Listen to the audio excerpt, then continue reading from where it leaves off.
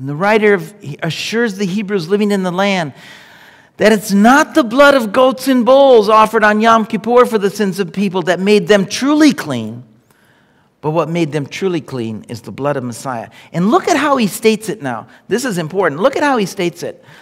He states it this way: the blood of goats and bulls, the ashes of a heifer sprinkled on those who are ceremonially unclean, sanctify them so that they are outwardly clean. How much more then will the blood of Messiah, who through the eternal Spirit offered himself unblemished to God, cleanse our consciences from acts that lead to death, so that we may serve the living God. He's using an argument style of the day called kol vachomer. And it argues from the less important to the greater important. And what it does, begins by showing the great importance of the blood of goats and bulls offered on Yom Kippur, in that they cleanse the people outwardly. And then he's saying, hey, these offerings were important, but how much more the offering of Yeshua? By acknowledging the importance of the blood of goats and bulls, he shows the supreme importance of the offering of Messiah. Now listen to it. He continues with this thought in chapter 10 and verse 1 through 7. For the law is a shadow of the good things that are coming and not the reality themselves. For this reason, it can never, by the same sacrifices repeated endlessly year after year, make perfect those who draw near to worship. If it could, would they not have been stopped being offered? For the worshipers would have been cleansed once and for all and no longer have felt guilty for their sins. But those sacrifices are an annual reminder of sins, because it is impossible for the blood of goats and bulls to take away sins. Therefore, when Messiah came into the world, he said, sacrifice and offering you did not desire, but a body you prepared for me. With burnt offerings and sin offerings you were not pleased. Then he said, here I am. It's written about me in the scroll. I've come to do your will, O God. And so finally he tells them, as important as the temple and tabernacle worship services were, and they were, the structures themselves are but copies of what is in heaven. And that Messiah has made a way for us to have fellowship with God. And then he goes right into chapter 11 and lists off the history of those that had fellowship with God and pleased him. We call it the Hall of Fame of Faith. And so now we have an idea of the importance of the temple to these men. Let's look at the day the temple was destroyed. We spoke of the Zealots a few weeks ago and how they were Pharisees who advocated a violent overthrow of the Romans. And they will take control through some trickery, take control of the temple around 66 Common Era, and they'll maintain that control until it's overrun by the Romans. And I'm going to read from Josephus as he conveys the history of this. These Romans put the Jews to flight and proceeded as far as the holy house itself, at which time one of the soldiers, without staying for any orders and without any concern or dread upon him, at so great an undertaking, and being hurried on by a certain divine fury, snatched somewhat out of the materials that were on fire, and being lifted up by another soldier, he set to fire a golden window through which there was a passage to the rooms that were around the holy house on the north side of it. As the flames went upward, the Jews made a great clamor, such as so mighty an affliction required, and ran together to prevent it, and now spared not their lives any longer, nor suffered anything to restrain their force, since the holy house was perishing. Thus was the holy house burnt down. Nor can one imagine anything greater or more terrible than this noise. For there was at once a shout of the Roman legions who were marching all together, and a sad clamor of the seditious who are now surrounded with fire and with sword. The people, under great consternation, made sad moans at the calamity they were under. And so the temple is burned, and the gold that was within the temple confines melted.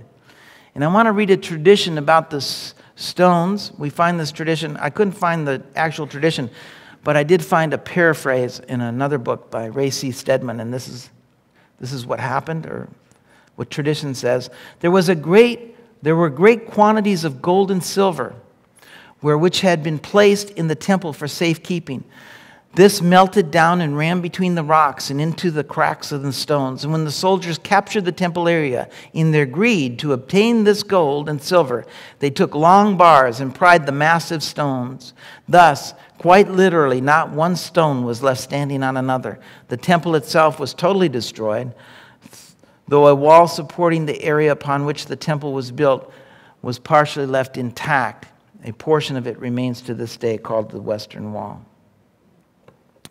This, of course, was prophesied by Yeshua as he sat on the Mount of Olives with his disciples and said, not one stone will be left standing on another. And whether, Stedman's recount here of this tradition is true or not, the fact remains that not one stone was left upon another. Josephus speaks of the devastation that the people went through. He says this: to give a detailed account of their outrageous conduct is impossible, but we may sum it up by saying that no other city has ever endured such horrors, and no generation in history has fathered such wickedness. In the end, they brought the whole Hebrew race into contempt in order to make their own impiety seem less outrageous in foreign eyes, and confessed the painful truth that they were slaves, dregs of humanity, bastards, and outcasts of their nation. So bad, so the bad news is that the temple is destroyed. And it's going to begin a new period in history. With its destruction, many of the groups that we spoke about in the last few weeks are going to come to an end. As you can imagine, the Sadducees, the priests who derived their power base from the temple, will fade into history. But they won't be the only ones. And I put up something here that speaks of it. Here it is relevant to point, as Shea Cohen has done, that all three leading religious parties of the late Second Temple period, Sadducees, Pharisees, Essenes, defined themselves in one way or the other through their relation to the temple service, and the temple area of purity, as an area of purity. Their attitudes differ greatly, but the temple was essential to their self-understanding, positively or negatively. That is why the parties belonging to the late Second Temple period ceased to exist when the temple disappeared. And so this is a bit misleading, because while the Pharisees do disappear, they will endure as well, because of a Pharisee named Yochanan ben Zakkai, and we're going to read about him next from the Encyclopedia Judaica. He, speaking of Yochanan, counseled peace, and when the strife of the parties in the besieged city became unbearable, he had himself carried to the Roman camp in a coffin. Like Josephus, Yochanan prophesied imperial honors for the general Vespasian, and quoted the words of the prophet Isaiah, Lebanon, that is, the sanctuary, will fall by a mighty one. He sought and obtained permission to settle in Yavna and exercise his profession of teacher there. In Yavna, surrounded by his pupil, Yochanan received the terrible news that the temple was burned to ashes. They tore their garments and wept and made lamentation as for the dead. And so here's the story. It goes like this. The war was going badly, and Jerusalem was under siege. And the Romans, in some honorable gesture, had allowed the Jewish people to remove the bodies from the city. And so Yochanan was placed in a coffin, and he was smuggled out of the city. And he began a work in Yavna, as the text says, and he compiled, or at least started compiling, the work of the Mishnah. He was a Pharisee, and he was going to be relieved by another Pharisee, and his name should ring a bell. The Jewish Encyclopedia speaks of it. It is not known how long Yochanan remained at the head of the Beit HaMikdash and the legal council. It may be accepted as certain that Yochanan was succeeded by Gamliel II. while the former was still living, inasmuch as he did not die in Yavna, for it is related that his pupils went to Yavna after his death.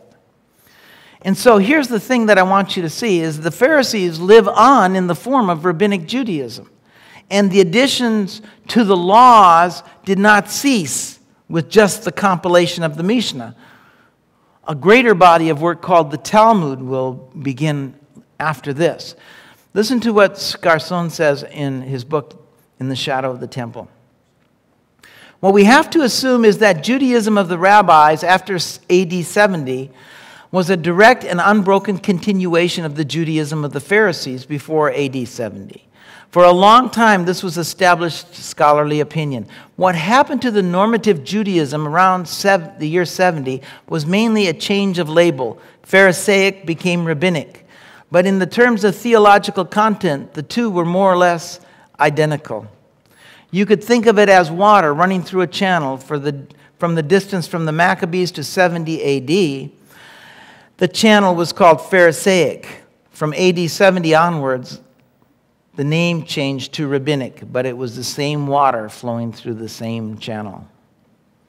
And I underlined for a long time that this was the established opinion because it's not exactly what happened. We're going to look at this in the next few weeks.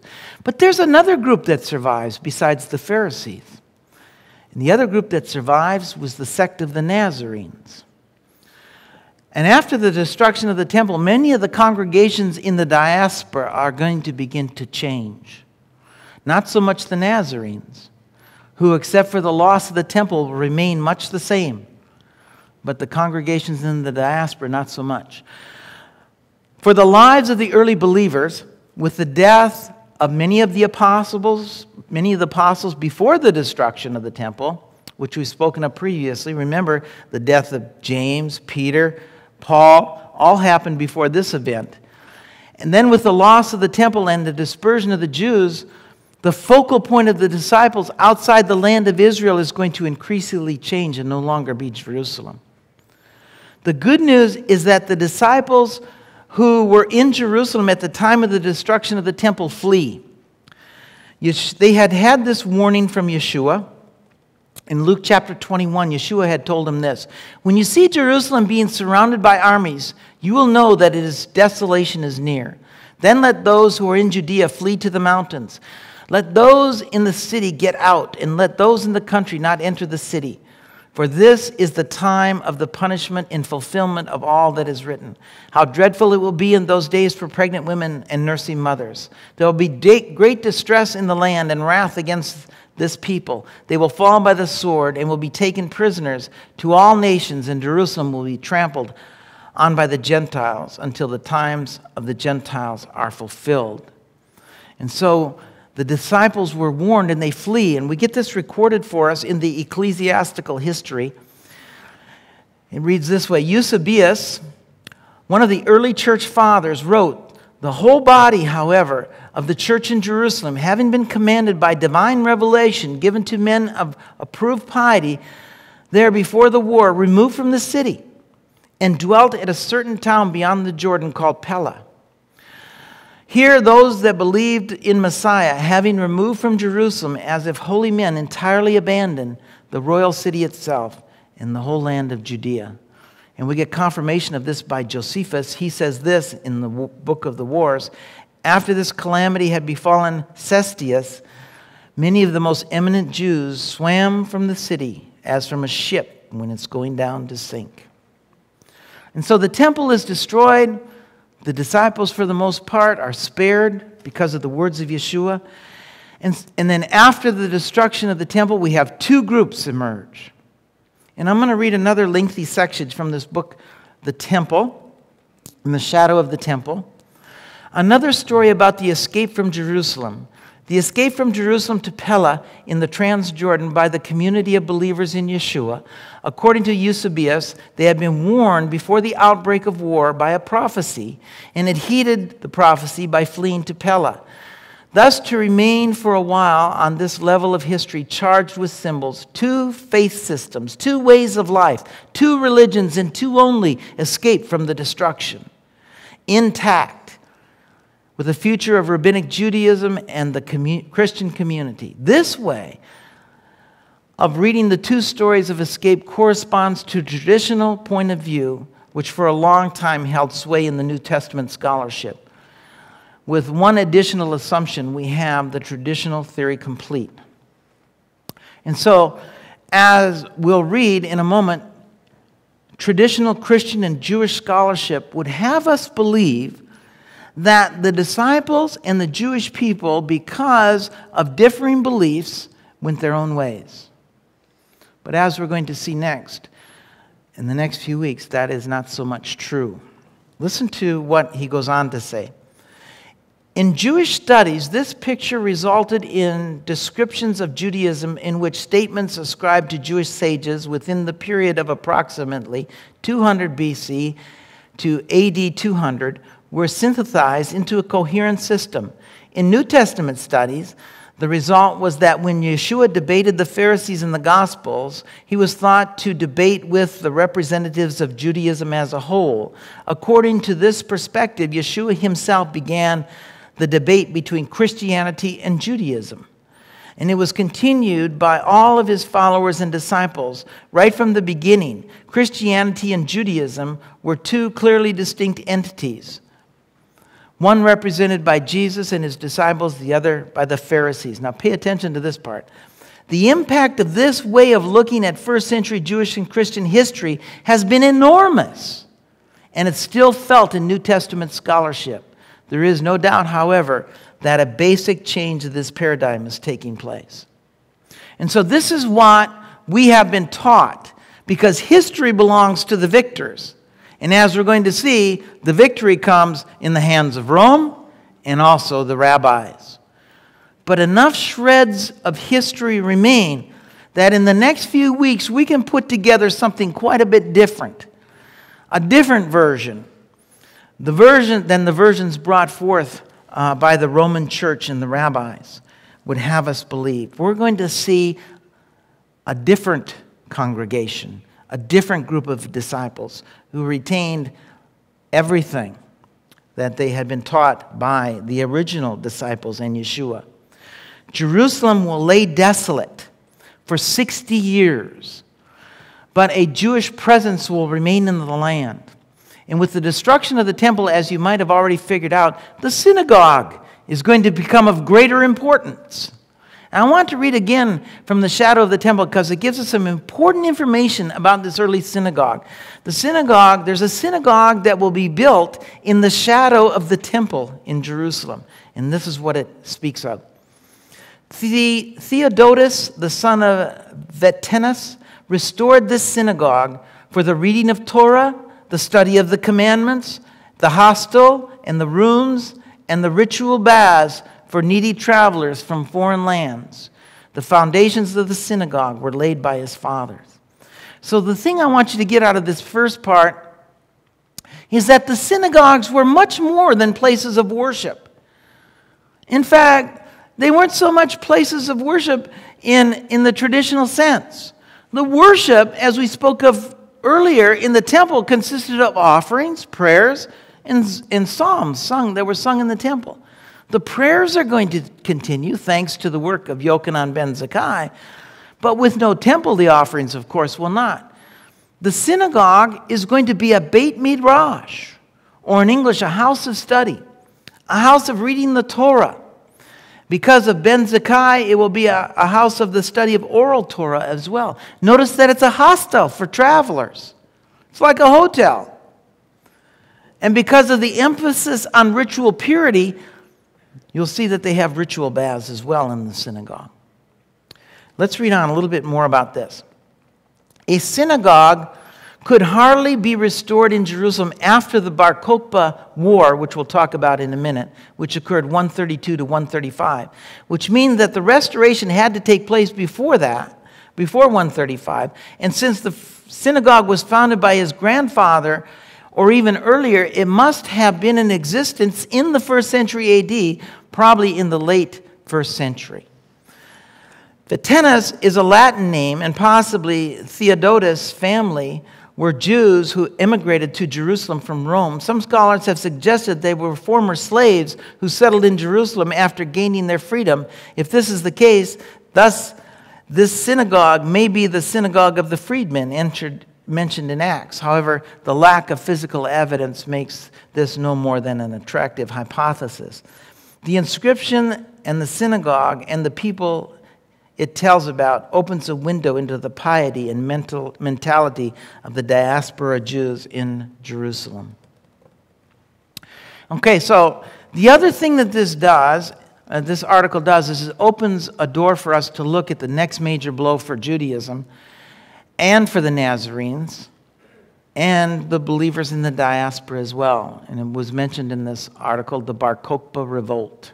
And I'm not going to spend much time here, but we're going to close out the day with this Bar Kokhba revolt. And I want to read about it from the Jewish Encyclopedia. It was probably at this time that Hadrian desired to erect the Roman colony, Alina Capitolina, upon the ruins of Jerusalem, and to replace the old temple by one dedicated to Jupiter Capitolinus. Dio Cassius at least mentions this fact as the cause of the war, while Eusebius and other ecclesiastical historians refer to them as the result. It is therefore assumed that the building was already begun before the war, but interrupted by it. The report that the Jews were forbidden to exercise the rite of circumcision may also originated after the war, but Jewish sources state that in the days of Bar Kokhba, many who had endeavored to disguise the Abrahamic covenant submitted themselves anew to circumcision. The Jewish people, of course, had hoped to rebuild the temple that was destroyed. But with this edict of a pagan temple being built on the temple site, that hope has been dashed. The Romans also had a distinct like for circumcision, considered it mutilation of the body, and thus forbade it. Now, I want to read just a portion about this Rabbi Akiva, and what he says about Bar Kokhba, because it's going to be very important. On the other hand, it is certain that the name Bar Kokhba is only an epitaph derived from Rabbi Akiva's application of the verse to Kosiba. There shall come a star, Kokhba, out of Jacob, who shall smite the corners of Moab and destroy all the children of Seth. And so what Rabbi Akiva, one of the most famous rabbis of the day, does is he proclaims Bar Kokhba to be the Messiah. This, of course, is going to alienate the Nazarenes because they know who the Messiah is. And so when war breaks out, the Nazarenes refuse to fight. And we're going to read this in the Encyclopedia Judaica. The actual reason seems to have been that the Christians refused to unite with the Jews in the struggle. Samaritans, however, participated in the conflict, to which Jews residing in foreign countries also flocked in masses. The number of combatants further swelled by pagan accessions, and there ensued, as Dio Cassius observes, a war that was neither small in proportions nor short in duration. And so, as we leave off today, what I want you to see is the Nazarenes refuse to fight. And this is going to be a final barrier between them and the rest of the Jewish people. And so now the stage is set for these two, and actually it's going to be three groups are going to emerge from this. Because as we're going to see, the congregations of Yeshua will emerge into rather two distinct groups. The Nazarenes will continue, as they have been, with Torah observance and the leading of the Spirit, as they have been. The other, of Rome and to the west, are going to trade their Torah observance for a blending and melding with paganism, Marcionism, and submitting to Roman rule. And next week we'll continue with this period after the destruction of the temple and look at some of these dramatic changes that are going to take place.